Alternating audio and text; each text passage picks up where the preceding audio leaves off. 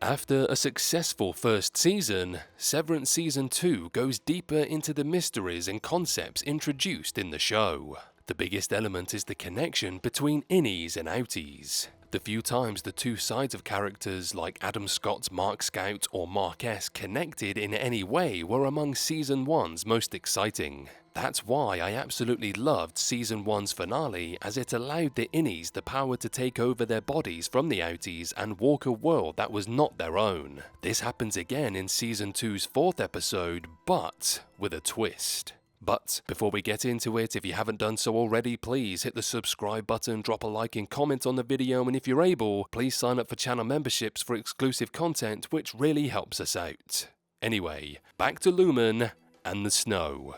So far, Season 2 has done a great job of ensuring the show continues to feel fresh and thought-provoking despite the fact that we are now familiar with Lumen and the characters. Season 2 Episode 3 was mostly about the search for Miss Casey, or Gemma. Both the innie and outie versions of Mark made decent progress in their search. After Mark Scout went through the reintegration process at the end of the episode, I wondered how that would play out in Episode 4. Thankfully, that was answered in one of the show's most thrilling hours. Woe's Hollow, the 4th episode in Season 2, is the most unique so far. We finally got to see Lumen allowing the characters' innies some time in the outside world, and it all happened in true Severance fashion. At first, I was confused when characters started popping out in a snowy location. Was it real?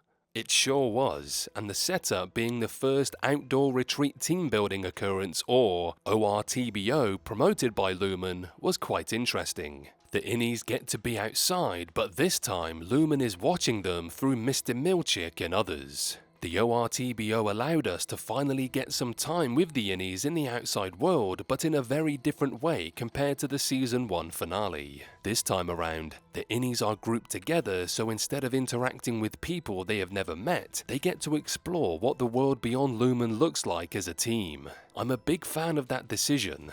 The innies have pretty much only experienced life between four walls, so getting to see their fresh perspective when coming into contact with nature was quite thrilling. The ORTBO also lets the show delve deeper into its characters. It's one of the best episodes focused on character development that Severance has done in its 2 seasons so far. With its unique style of creepiness sprinkled throughout in the form of characters seen from afar who looked like the macro data refinement team and Milchick's ever-constant presence, there were some exciting dashes of horror in Episode 4. With a gorgeous white landscape and a mystery about Kia's origins to explore, major reveals enhanced the episode. Ever since the first episode of Severance Season 2 brought back the macro data refinement team after Mark S asked for it, there have been theories about how Helly R was actually Helena Egan in disguise. I was divided at first, as Helly's hesitation to tell the others the truth about what she discovered when she woke up as a outie in the Season 1 finale could have been due to fearing how they'd react.